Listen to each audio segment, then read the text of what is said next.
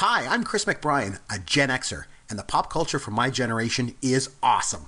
And I'm Yancy Eaton, a millennial, and the pop culture from my generation is dope. Episode 54, Interstellar Movie Review.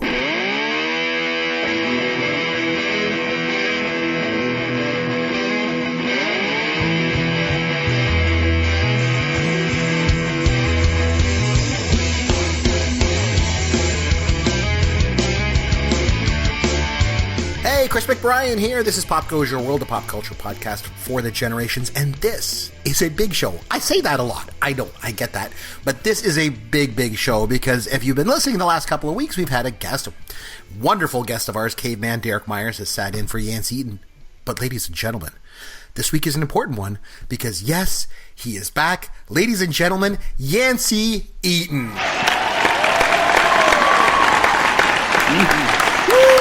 Chris, let me just say it feels so good to be back, and this is one of those things where I love doing the podcast. It's never felt like something I was obligated to do. I've always just wanted to do it. I wanted to be a part of it, and I always looked forward to it. But having time to, against my will, but being pulled away from the show for a little bit for about 6 weeks before since you and I last recorded together, it really made me have like a refound appreciation for the show and what we have here in our audience. And I know we have a show to do real quick. I'll try to be very, very brief, but tell us how are you doing? Everybody wants to know how you're doing, buddy. Well, I kind of said something off the cuff as like a joke about we'll be doing another podcast barring like the hurricane not killing us all. Luckily, nobody in my family did die, but we did take on some damage at my house. There was some flooding. Actually, 2 weeks before Hurricane Irma hit Florida, my neighborhood had severe flash flooding, which is incredibly uncharacteristic for the area. So I was already dealing with that beforehand. I was dealing with a leaky roof and a really contractor and lots of issues with that. And then Irma came around and just really tore us up pretty bad. I mean, tore up my fence, my house flooded. I have all hardwood floors and, all the drywall and roofing and ceilings, everything like that had to be, I'm still working on it basically.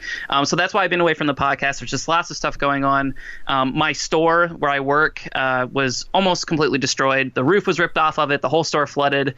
Lots of stuff going on. It's a turbulent time. I'm not trying to say woe is me and look at all the stuff I have going on, because there are people who are doing much worse. Like my sister, for instance, she basically lost everything in her house. It was up to her chest with water. So I'm thankful to be back, but that's just kind of where I've been. But I do want to just say a couple quick thank yous to all the listeners of the show. You guys nominated us for a podcast award. You guys put us up as finalists. You guys are tenacious in your love for the show, and you guys always reach out to us. And the number of people that reached out to me individually, man, I'm actually getting emotional, which is really weird. The last 6 months or the last 6 weeks has been super, super stressful for me. Probably the most stressful point in my life. And just all these people who you don't even think really care that much about the show that reached out to me individually, just asking how I was doing and if I needed anything, and people offering me money and, and time, and people would come down or giving me a place to stay. Like, Chris, you reached out to me and said, hey, dude, I will come pick you up from the airport. I'll buy your ticket. You can come stay with me, you and your wife.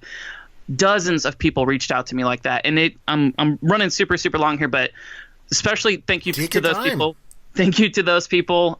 Thank you to you, Chris. Chris sent me a really, really awesome Canadian-themed care package. I don't know if you guys saw it on Twitter. Tons of Canadian candies and swag and shirts. I've worn that shirt 16 times already, Chris, the Canadian flag. It's awesome. Nice. So thank you for that. Thank you to your family. Thank you just everybody, even to Derek for stepping in and never miss a beat. It's no secret Derek has a lot more polish than I do. Caveman, I should say. He has a lot more polish. He's really, really good at this. And the show didn't fall off at all in my absence. I actually think it was a little bit better, to be honest with you. I listened to both episodes. But really just thank you to everybody. I don't know how to wrap this up, but really, really stressful 6 weeks. I'm coming out of it, and it feels good to kind of get back into this thing. So I can't stress enough how much I love doing this, how much, Chris, you and I have become really, really close friends. You're one of my absolute best friends, and just to get back into this, it feels great. So what's new with you? Well, you said you don't know how you're going to wrap this up. I'll tell you what. You know how you're going to wrap it up? How am I going to wrap it up? Welcome back. Thank you. Thank you very, very much. It is so good to have you back. And like you said, yeah, Caveman did a great job. You know, he's phenomenal, and he's a regular guest on the show, and he'll continue to be a regular guest, I'm sure, in the future, you know, joining us for lots of fun. But it's just not the same without you. And I mean, that's the whole point of the podcast, is like the Gen X versus millennial thing. So, I mean, we got that going on, so it's all good. So very true. Can I say one more thing, too? Of course you can. You know how I like to, I get super emotional about, you know, musical artists and stuff that I had a connection to early in life. And I always tie it to like family and stuff. And I know this kind of seems like I'm just being conveniently upset about every artist that passes away. But my mom and I, like, the one bond we had growing up was Tom Petty. It was always playing in our house. It was, I mean, it's on the Mount Rushmore as far as like Americana goes, right up there with like Dylan. And, you know, it's really, really sad that he passed away. And especially at like a time when he did, whenever there was so much else going on in the world, like, I feel like he didn't get his proper due. If this, you know, if the hurricane hadn't come and when I was able to record earlier, I would have loved to have done an entire show just on Tom Petty, because that was another like seminal loss in my family. That's something that we're still kind of grappling with. It's weird seeing people that you kind of grew up listening to and then they leave you, and then you're left with like this really weird void of trying to figure out what it all means. But I just wanted to give like a tip of hat to him. I know it's kind of corny, but Tom Petty was like huge in my family. So I don't know how much you listened to him when you were growing up, but I did a lot. And the thing that always got me about Tom Petty was I always felt that he was a little, and this might sound crazy, tell me if I'm wrong here, I always felt he was like a little underappreciated.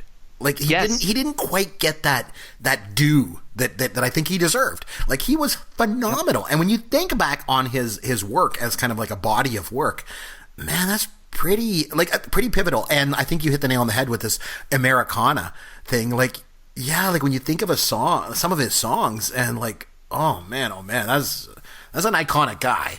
And you know what he was able to do with few words. He was all about simplicity. And talking about, you know, just him not getting his credit, like he was doing that type of almost like folk rock, like folk country, at a time whenever everybody was moving, you know, towards, you know, punk rock, and there was all these different elements of rock that were springing up to where, like, what he was doing almost seemed dated. It seems like it was something that would have been for, you know, 10 or 15 years earlier. So he never kind of fit into that mold as far as like an artist goes. You know what I mean? He always felt like he was lagging behind, but his music was always adapting. Like I said, it was always just painfully beautiful songs. I mean, even some of his later stuff, which doesn't get as heralded as like Full Moon Fever and some of his earlier albums, even stuff like Wildflowers, you know, or in the early 90s, whenever he was battling like heroin addiction and he left his longtime wife, his house burned down, like a crazy fan burned his house down. He was still making some of the most resonant and like emotionally just piercing and beautiful songs. And man, everything is getting me emotional tonight, Chris. Can you like, my voice keeps cracking. I know normally I sound like a 12-year-old boy, but like everything is giving me honestly, Chris, this is like a just say it's puberty hitting, and we'll just leave it at that. It's puberty hitting me. Like, this makes me feel like us doing this podcast, Chris, this is like a quality, like, comfort thing for me. This is like my comfort food. You know what I mean? Oh, so, like, yeah, it's fun to do, of course. To finally get to this point where like I can sit down and like talk about something like this with you, and to the audience to be able to like listen in on it. It's kind of reassuring to me. It makes me feel like, hey, you know what? This was a really rough season of your life, but everything's going to be okay moving forward. So that was a really, really long intro. So why don't you get us back on track? Okay, no problem at all. Well, one of the things I wanted to mention too, I don't know if I'm going to sound any different next week. I guess you'll have to tell me, because I have some new podcast gear on the way. I'm redoing the studio here up in Canada. Yeah. So one of the things, no surprise to a lot of people listening to the show, is Yancy and I, one of our loves outside of pop culture is fantasy baseball. So every year, at the end of the season, generally, I'm not bragging or anything, but like, I generally do pretty good with fantasy baseball. Chris is good, guys. Chris, he's bearing the lead. Chris is pretty freaking good. He beats me almost every single year. So last year I took my winnings, and I took the family to Great Wolf Lodge for a couple days, and they loved that. And so this year I decided I'm going to do something for myself. So I took my winnings this year, and I bought all brand new podcast equipment. It comes next week. I got new microphone, new pop filter. I got new like boom mic stand. I got the whole thing coming. So we'll see. We'll see what I sound like next week. Maybe I sound a little bit different. I don't know. So you're saying the discrepancy between how good you sound and how bad I sound, that chasm is going to be even greater? Thanks a lot, Chris. It'll be a wider chasm. I'm sorry to do that to you. Anyway, on that note, would you like, now that you're back, we get to go back to our regular format, which is going back and forth.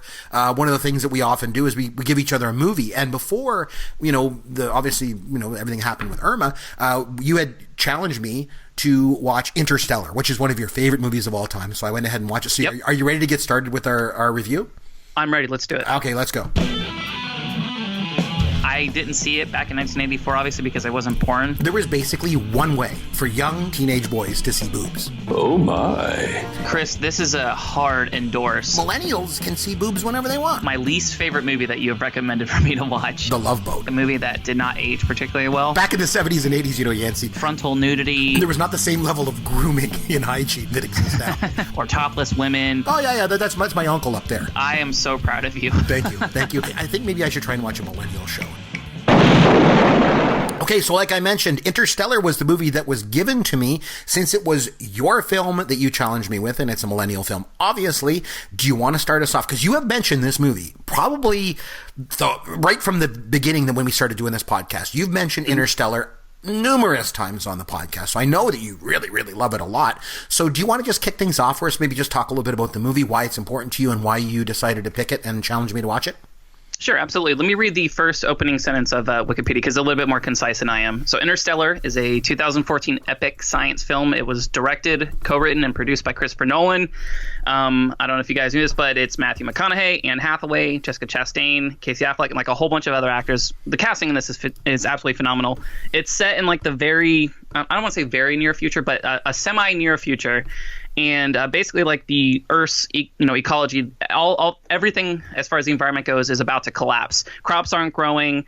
It's basically a gigantic dust bowl, and life on Earth is looking less and less sustainable by the year, basically. And so what this movie does is it's basically NASA has gone completely dark. They lost all their funding, or most of it, and it's basically a covert operation where they are trying to find ways to save humanity, whether by creating spaceships that will go out and look for other habitable planets, or like a genome project where they basically put a bunch of human genomes and throw it out into space and hope for the best. And so we're kind of grappling with this, where Matthew McConaughey's character, he basically goes out and he starts looking for these planets to find Earth a new home. It's as far as a plot goes, it's not super creative, but I think the way that they depict certain astronomical elements and stuff in it, and just how incredibly beautiful it is, and how seamless, and how it really touches on really specific things with physics and stuff like not singularity, but just relativity and gravity, and the space part of it is what really does it for me.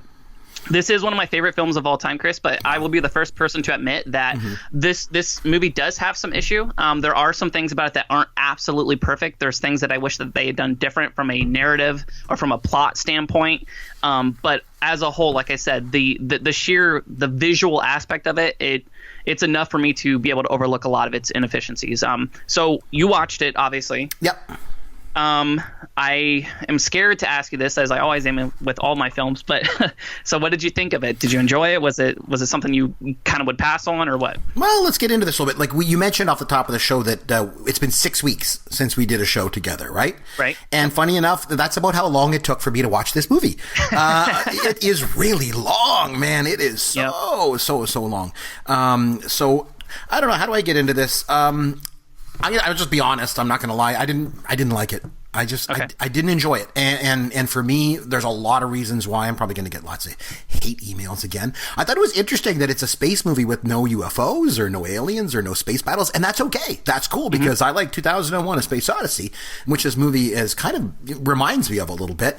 And we'll get into that a couple more times tonight. I thought there was a lot of parallels between Nolan and Kubrick, but we'll get into that a bit later. But overall, the movie itself, I found it to be overly long. I found the storytelling to be very slow, and deliberate, which I guess was the point.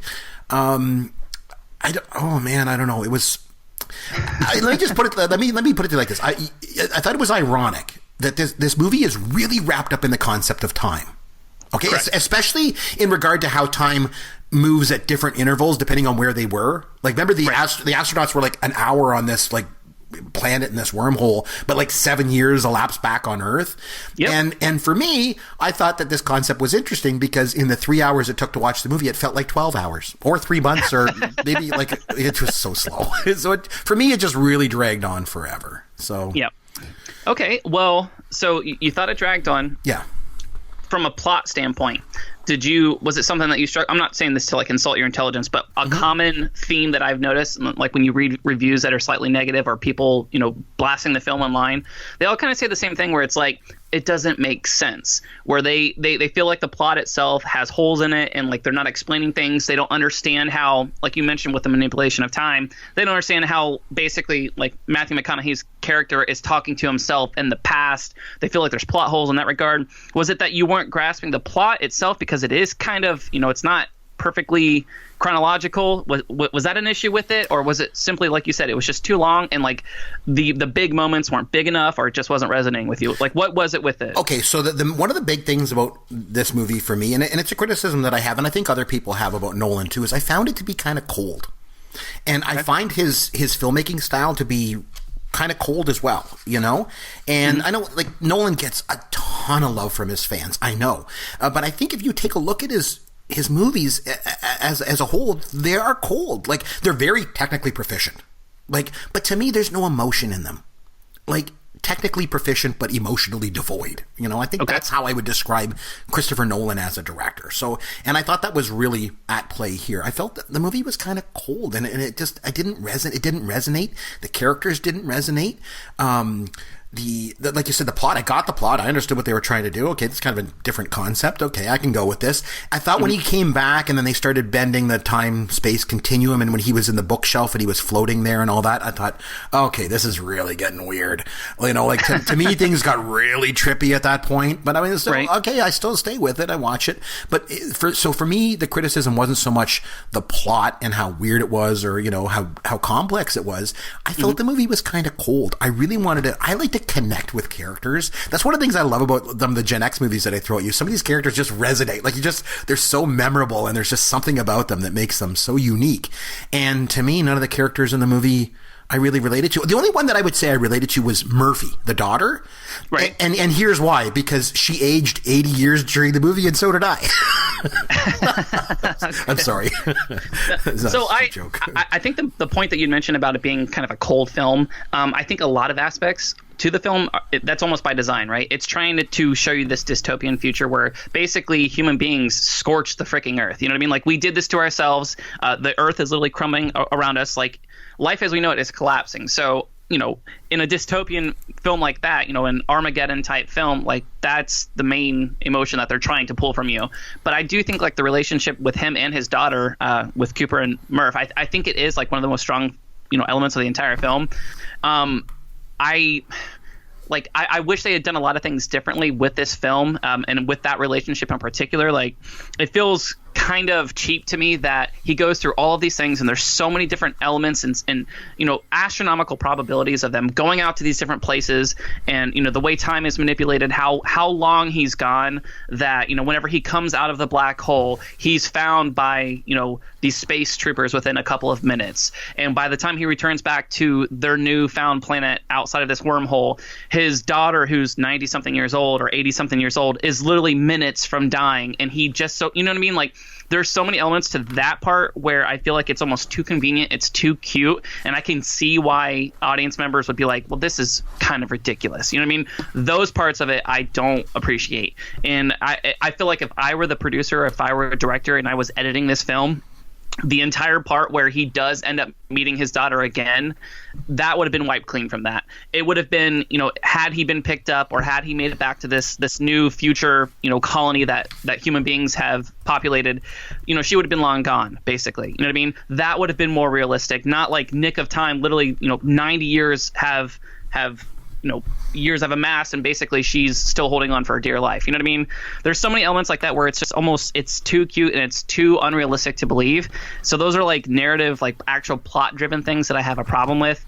A lot of other people grappled with the actual science of it, and a lot of things that have come into question is the black hole itself, right?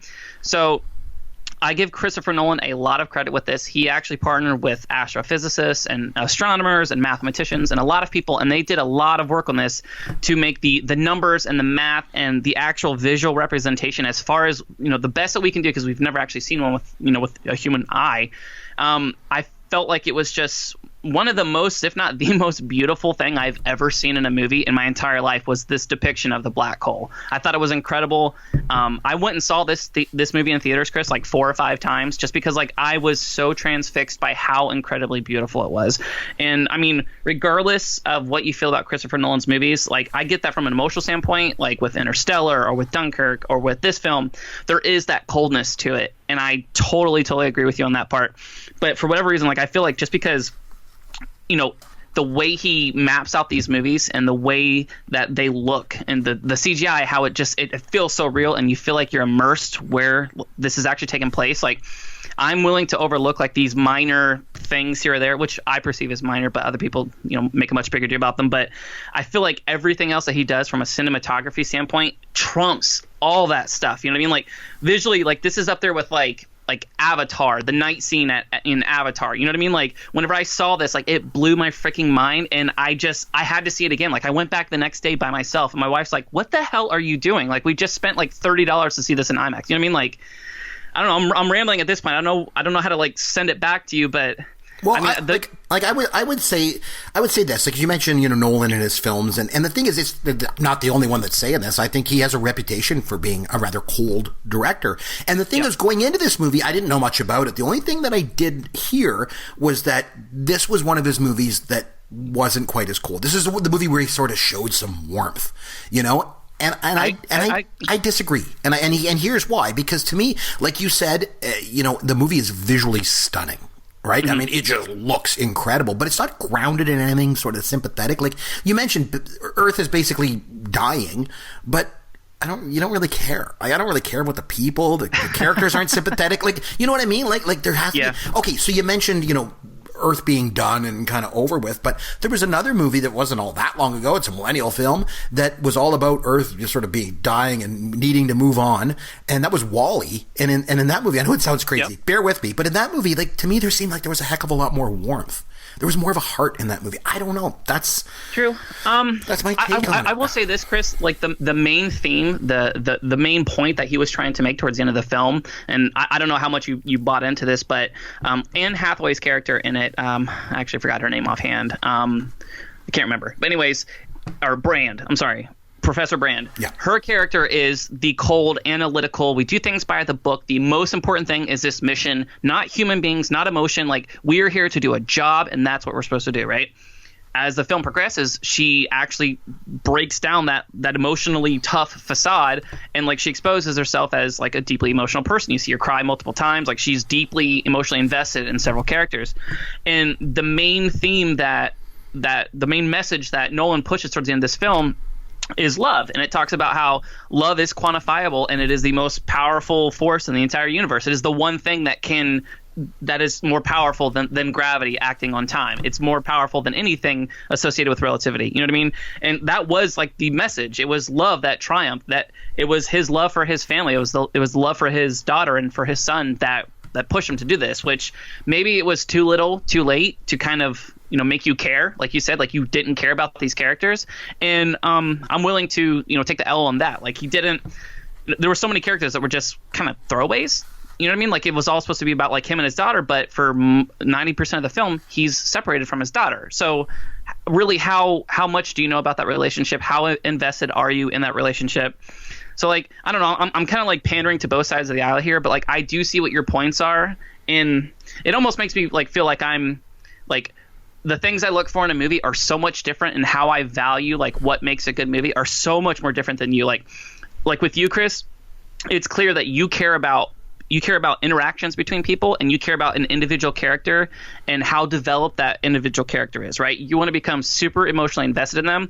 Whereas with me, like, I'm looking for more like almost like a macro type lesson, like something bigger that I can pull from it, and it's not necessarily about the characters. Does that make sense? No, absolutely. I just want to circle back to something you mentioned there that I think is interesting, and I think it's worth exploring a little further. And you were mentioning about how the character, I think it was when you mentioned Brand, Anne Hathaway's character, about how she's crying a lot, and so that sort of was a depiction of the emotion in it. And I think that's worth talking about, because to me, I think the movie is cold, and I think Nolan tries to almost overcompensate or overcome from that, you know, frigidity of the movie by having his actors overdo it with the crying.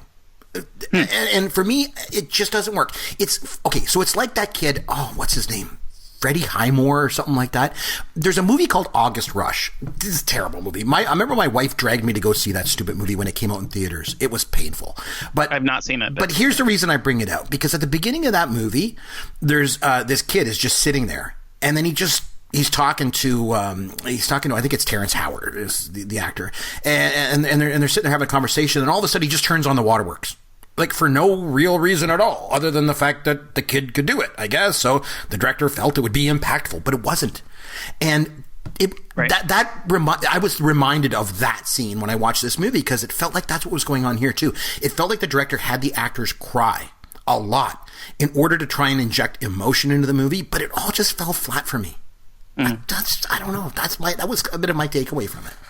Space is cold, Chris. Yeah, I guess. I don't know, but now I mentioned Kubrick too, who's obviously a wonderful director, and we've mentioned on the the podcast in the past. Do you find any correlation between the two? Do you think Nolan has obviously been inspired by Kubrick, or has a similar style, or anything like that? I think so. I mean, a lot of Kubrick's stuff is pretty ambiguous, and I think a lot of this film is left up for interpretation, which I do appreciate. I think, like I mentioned before, if he had chopped off the last 10 minutes and kind of wrapped it up in a different way where it was left more for interpretation, I think people would enjoy it a lot more, and it would be more in the similar vein as Kubrick's films. You know what I mean? Where you don't really know exactly what he's trying to say.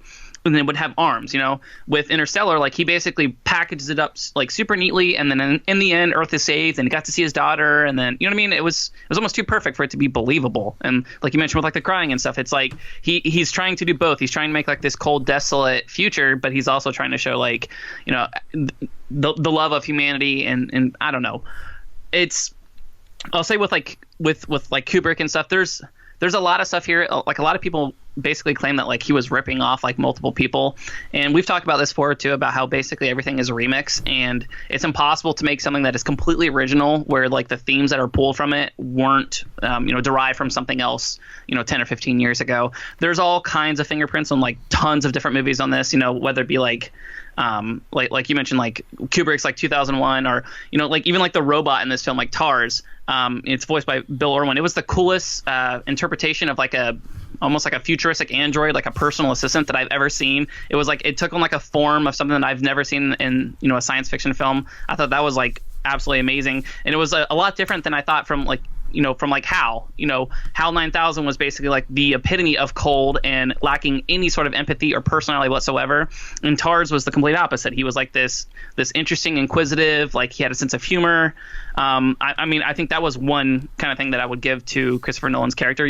He did try implanting like these little elements of humanity in things that weren't like blatantly obvious, if that makes sense. But man, I'm really bad at transitions today. So you didn't really like the film, which is okay, I guess. I love this film, and I do think that you bring up really good points to it, and I'm willing to acquiesce to the fact that it's not a perfect film, and there are things that kind of suck about it. However, if I were still to give like like a 1 through 10 grade, I'd probably give it like an 89. I'd give it like a B+. I think from a plot standpoint, there's too much that kind of doesn't make sense. There's some really long shot scenarios that all work out in the end, and I think from an editing standpoint, it could have been 15 or 20 minutes shorter, and it would have been a much more enjoyable film, especially for people like you who aren't super into this genre anyway. So I'd probably give it like an 8.9. What would you give the film? Let's circle back to that, because I want to save that more toward the end. I still want to touch base on a couple other things if I could, because I thought you mentioned something interesting there I want to explore further about being inspired by other directors, and you were saying how it seems like almost everything that comes out is borrowed from someone else or kind of redone or whatever. But in some ways, that's okay. I think Spielberg himself once said, the directors are, afraid to come out right out and say, hey, I was inspired by Jaws. But it's okay to be inspired by Jaws. And if you look at someone like Spielberg or some of the other directors from the 70s, like they were inspired by people like Kurosawa or John Ford or Michael Curtiz. So, I mean, they all had their influences, right?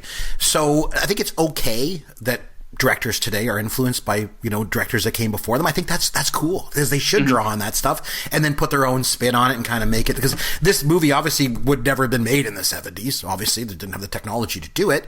Right. So would have to rely on, totally different things. So, but I think it's okay that things can be redone a little bit. It's, for me, the thing that I always get hammer on is when they try to do remakes. Remakes I don't like, like when they're talking about, like full-on remakes. Full-out remakes, film. Yeah. We're going to remake Revenge of the Nerds. No, please don't. Yep. But like it's okay to be inspired by other directors. I mean, if I was going to direct a film, like, absolutely, it'd be impossible not to be inspired by other directors, because you bring that into it. You look at things like, like what Orson Welles did in Citizen Kane. If you're interested in film, if you're interested in being a film director, you can't not look at Citizen Kane and go, I got to draw inspiration from that, because it's just so perfect, Yep. So, yeah, it's okay. I think that's perfectly fine. I do not fault him or any director in any way for pulling on, stuff of others. And the other thing too is, obviously you've seen the movie Gravity. I mean, that's right up your alley too, right? Yeah. Because I actually liked that movie. I actually liked Gravity. I thought it was very visually stunning. I thought it had suspense. It wasn't 12 hours long, Sorry.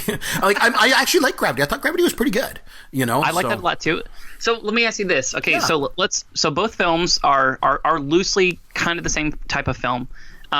They both have a parent who's in space. They both, Sandra Bullock's character loses as a child. Spoiler alert. She loses as a child, and she's basically grieving while she's in space. That's something that she's grappling with. So, like, she was able to basically show us, like, how she's dealing with that and how she's coping with that. And even though we only see the daughter for very, very little, and they're all in flashback scenarios, like, we understand it, and it is a super visceral attachment, and we are invested in it.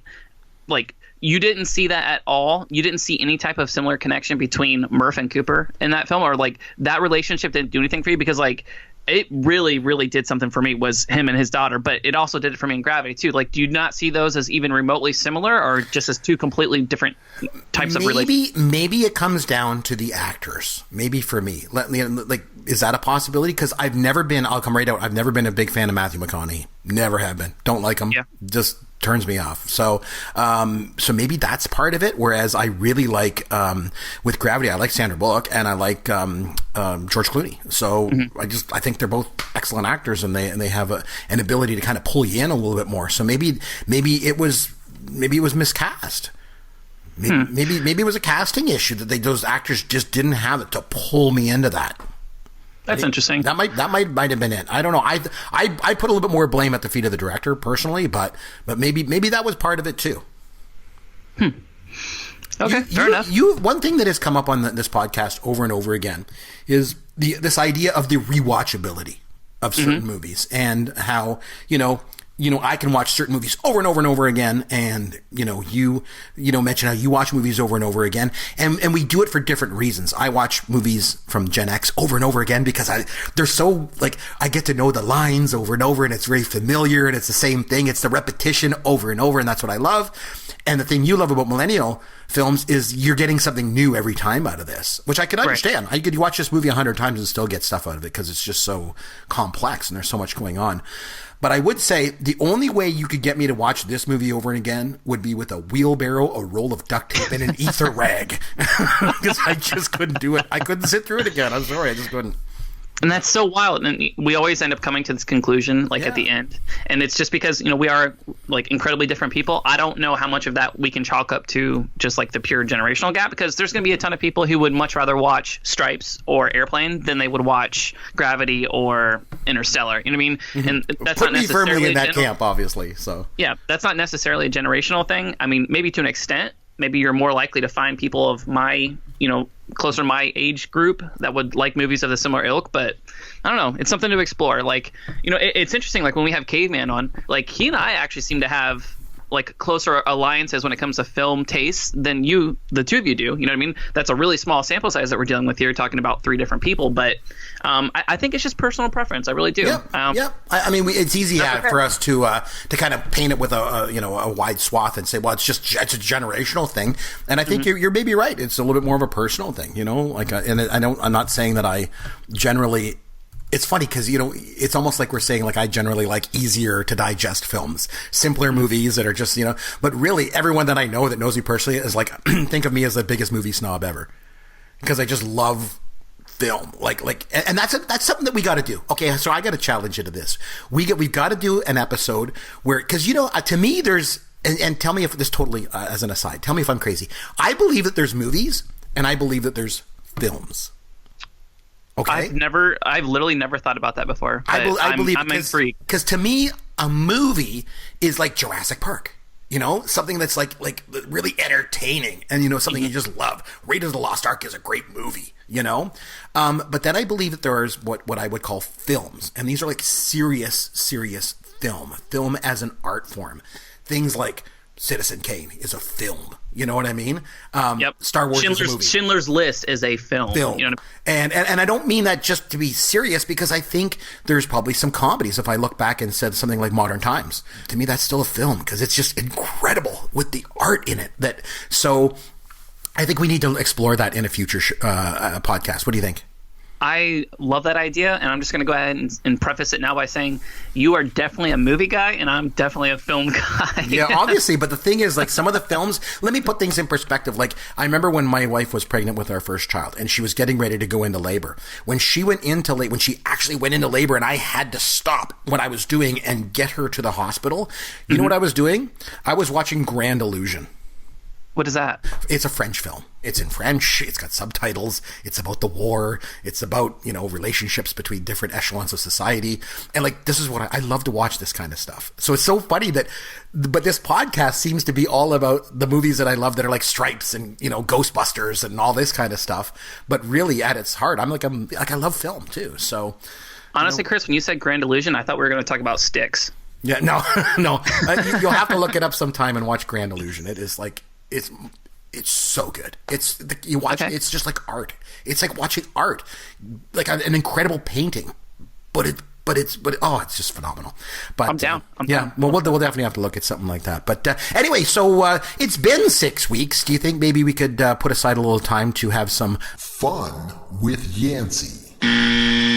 I'm down, and I'm ready to do just as mediocre as I always do. So what I've done is, again, usually, and by the way, I thought it was interesting. Last week I had Caveman on, as you know, and then he asked me trivia questions. He's like, well, I want to get back at you, because some of them were really hard. And he's like, I want to get back at you because you always put Yancy on the spot and ask him questions about your movies that he has no idea about. And I'm like, whoa, hold on a second. That's not what we do. I ask him questions about his movies, and then you ask me questions about my movies, right? So the idea is that you know this movie, you love this movie, so the questions should be right up your alley. It's not like I'm asking you questions about, the making of Airplane or something like that. So, but anyway, okay, so I got some questions for you. Are you ready, my friend? Yep, let's do it. Okay, so Matthew McConaughey, we mentioned him already. Obviously, he starred in this movie, and he's obviously established himself as a major Hollywood actor. Now, we all got to start somewhere, Yancy. Can you name the movie Matthew McConaughey made his film debut in? Think of an old movie. He's been around for a while, hasn't he? Yep. It was 1993.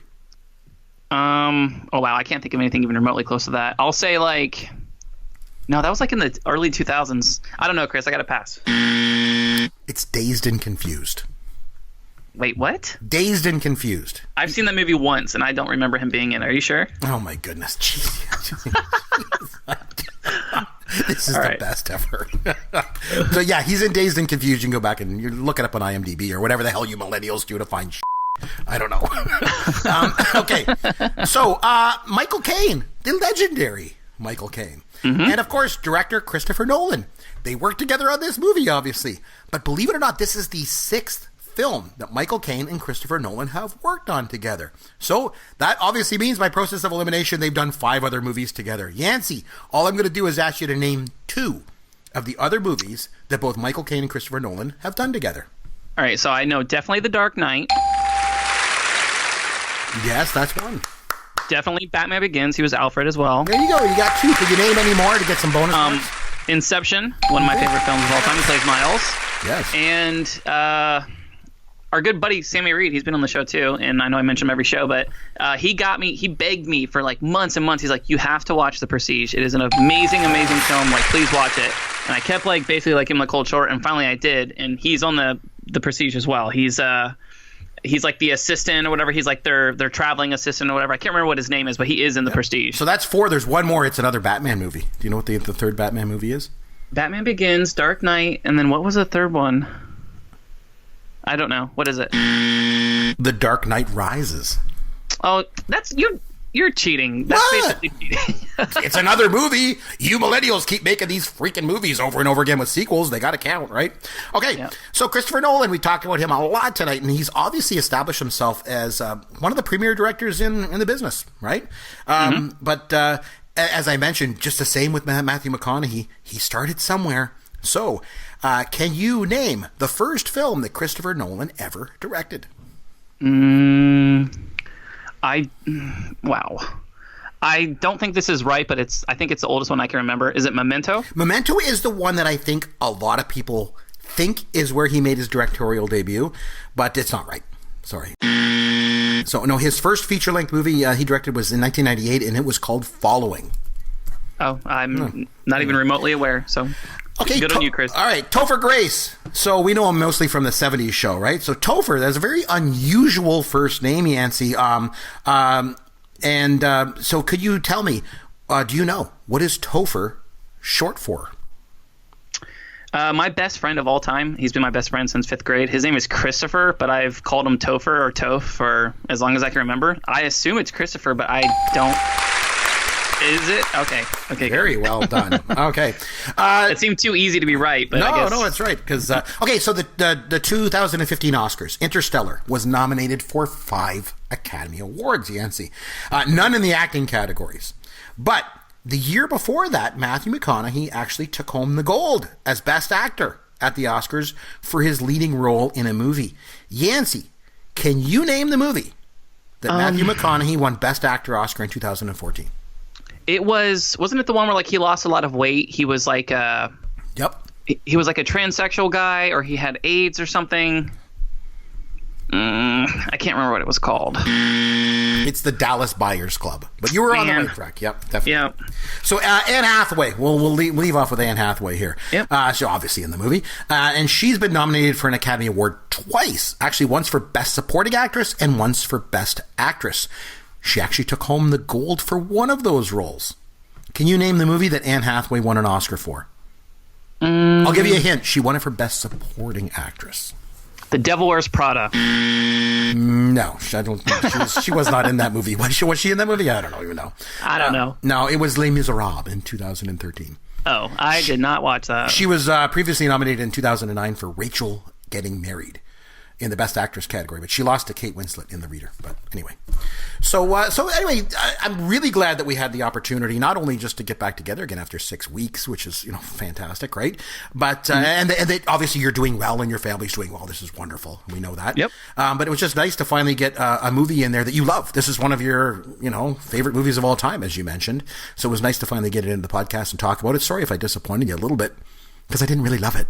Chris, I have learned to deal with disappointment when it comes to you and movie taste. So this is just business as usual for me, to be honest with you. And I will say this, I'm not going to give it away yet, but I've been pondering what movie I want you to watch next. Mm-hmm. And I am going to, we did Lion King, which was a safe pick for me because everybody loves Lion King. It's awesome. But I'm going to find one of those movies that are closer to the actual movies that you like. And I'm going to see how that plays out. I'm going to see if it resonates with you like the films of your days do. Does that make sense? Yeah, absolutely. Please do that for me. I went back and forth trying to figure out what movie I was going to challenge you for next week. I've given you lots of comedies. It hasn't been all comedies. We did Blade Runner and Jaws and stuff like that. So I really kind of was going back and forth, and I wanted to go with another comedy, but I think I'm going to go a different way. So just a little bit about myself, Yancy. Back when I was a young lad, when I was a kid, when I was in high school, one of the things before I went on to university, one of the things that I thought I was going to do with my life is I thought I was going to be a journalist. I always wanted to be a journalist when I was. Me too. I was younger. Yeah, I was very, very inspired. And the reason that I was inspired to want to become a journalist was because of 2 movies. One was All the President's Men, and I loved the book too by Woodward and Bernstein. And that inspired me. I was like, I want to be a journalist. I want to do what they did. And then the other one was a movie from 1984, and this is the movie that I'm going to get you to watch. I've mentioned it briefly on the podcast in the past, and I don't know if you remember it or not, but it's from 1984, and it's called The Killing Fields. And that's the movie that I want you to watch. It's Killing Fields. Yeah. So it basically is about the Vietnam War, but it's about what happens next door in Cambodia. And I just want you to watch it, because this is one movie I'm going to let you a little tip off for next week. Because my wife and I watched it a couple of years ago. I was like, you have to watch this movie. And so I made her watch it. Every single time I watch it, I'm going to go ahead and say this. I have no problem with divulging this to people. Every time I watch this movie, at the end of the movie, I cry. Wow. Every single time. I cry like a baby when I watch that movie. I don't know what it is. Do you cry during the film or just at the end of it? Just at the end. The very end, I just cried like crazy. I don't know what it is. Grown man watching a movie, losing it every single time. So, and that movie inspired me. I was like, I want to be a journalist because of that film. So anyway, I want you to watch The Killing Fields from 1984. Find it wherever you need to find it, streaming services or wherever you millennials find it, or go to the DVD bin at your local Target store. You get one of those and find the movie and watch it. So you okay with doing that? I'm totally okay with that. Just scrolling the IMDb page, I see it came out in 1984, which it's a year that I've always romanticized because that's when my parents graduated from high school. Nice. And it looks like it's rated R. It's over 2 hours long. This is like my type of movie, Chris. Let's do this. Yeah, it's something else, let me tell you. But, we'll see what you think of it when you come back. So if anybody wants to get in touch with us, you can get a hold of us on Twitter at Yancy Eaton or at C. McBrien. Remember, McBrien is I-E-N. Or head over to popgoesyourworld.com. All of our contact information is there. Until next week, Yancy, it's so good to have you back again, by the way, buddy. Likewise. And once again, thank you guys for being such amazing, supportive people. I genuinely appreciate it. This has been absolute therapy, and I can't wait till next week. Oh, yeah. Next week is going to be a good one. Hopefully you're going to like the movie. But until then, this is Chris O'Brien for Yancy Eaton saying thanks for listening to Pop Goes Your World, the pop culture podcast for the generations. Thank you for listening to the Pop Goes Your World podcast. Continue the conversation on Twitter at C. McBrien or at Yancy Eaton. Please consider leaving a review for the podcast on iTunes or wherever you download and listen to the show.